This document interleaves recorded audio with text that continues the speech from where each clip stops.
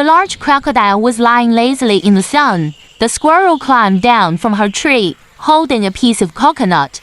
Oh, Crocodile, your tail is so strange. It's perfectly straight and thin, like a rope. Look at my tail. It is so beautiful and bushy. I can hide my face with it and keep myself warm in the cold. The crocodile opened one eye. He did not like her making fun of him. Listen, my tail isn't thin. It's my strength. I use it to swim fast in the water. I use it to hit my enemies. What good is your little shrub-like tail? Good? My tail is for balance. I jump between trees and signal with it.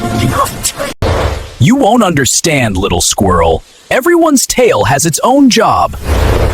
Suddenly, though, a strong wind came. The trees began to shake violently. The branch was on bent hard, and the piece of coconut slipped from her hand and fell into the river. She was very worried. Oh no, my coconut! It's sinking! The crocodile saw it. He immediately jumped into the water with the help of his powerful tail. He quickly swam toward the coconut. In a flash, he caught the coconut in his mouth and brought it back to the bank. Oh, Mr. Crocodile, you helped me. Your tail is truly useful. I was wrong. It's all right, darling. And your tail is good too.